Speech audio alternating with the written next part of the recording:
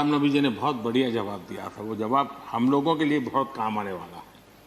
उन्होंने कहा, भाई देखिए, आप लोग हमको अखबारों में या टीवी माध्यमों में या पब्लिक मीटिंग में लड़ते झगड़ के देखते हो, लेकिन सचमुच में इस छत के नीचे हम जैसे एक परिवार का वातावरण कहीं नहीं होता है। इतनी हमारी आत्महत्या होती है, इतने सुख दुख होते हैं। ये जो स्पिरिट है, वो स्पिरिट अपने आप में बहुत बड़ी बात होती है।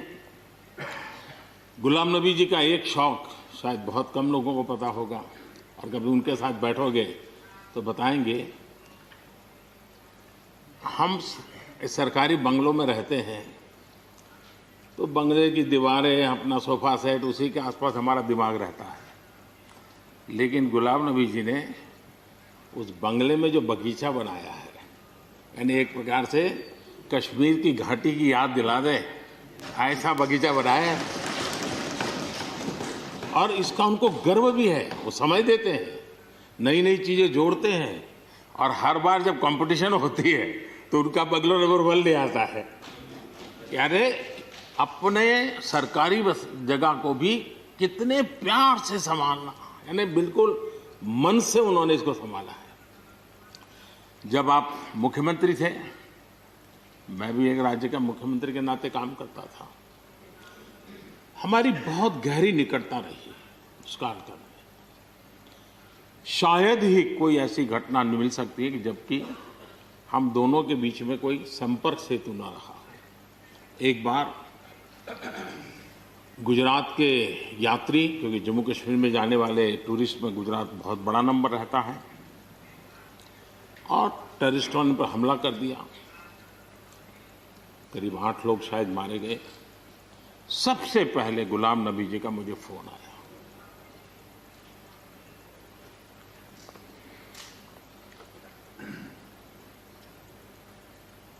और वो फोन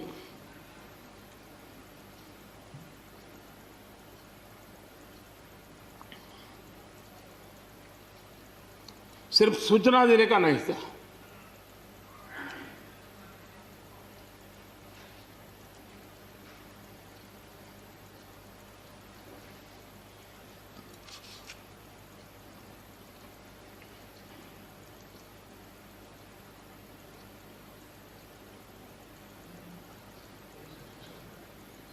उनके आंसू रुक नहीं रहे थे। फोन पे उस समय प्रणब मुखर्जी साहब डिफेंस मिनिस्टर थे। मैंने उनको फोन किया। मैंने कहा, साहब अगर फोर्स का हवाई जहाज मिल जाए डेड बॉडी को लाने के लिए। रात देर हो गई थी। प्रणब मुखर्जी साहब ने कहा, आप चिंता मत कीजिए, मैं करता हूं व्यवस्था। लेकिन रात में फिर गुलाम नबी जी का फोन आया। वे एयरपोर्ट थे।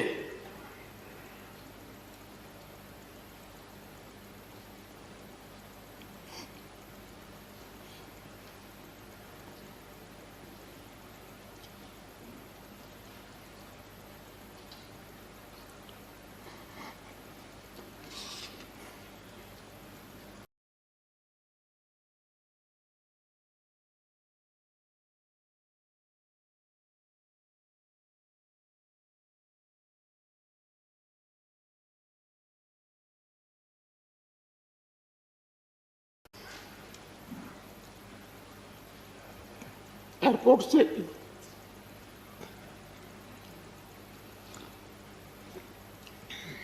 उन्होंने मुझे फोन किया, और जैसे अपने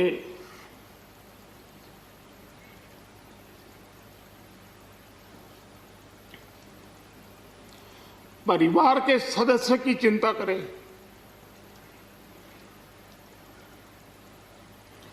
वैसी चिंता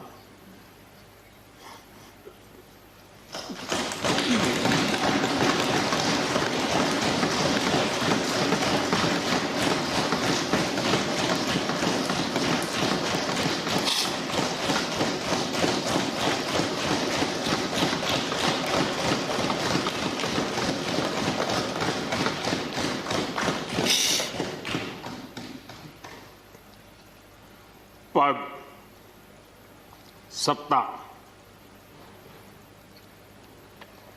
जीवन में आती रहती है, लेकिन उसे कैसे पचाना,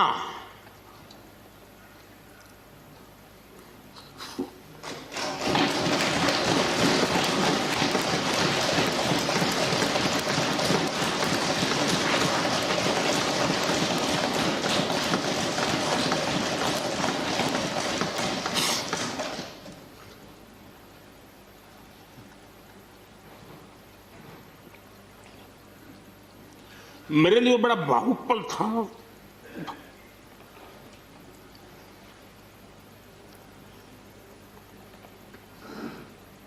दूसरे दिन सुबह फोन आया कि मोदी जी सब लोग पहुंच गए।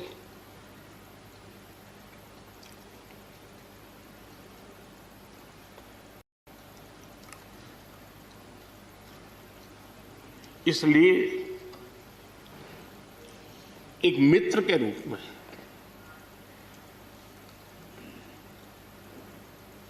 गुलाम नबी जी को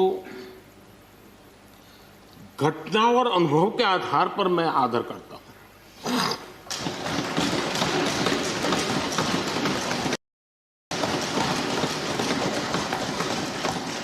और मुझे पूरा विश्वास है कि उनकी सौम्यता, उनकी नम्रता, इस देश के लिए कुछ कर गुजरने की उनकी कामना, वो कभी उनको चैन से बैठने नहीं देगी।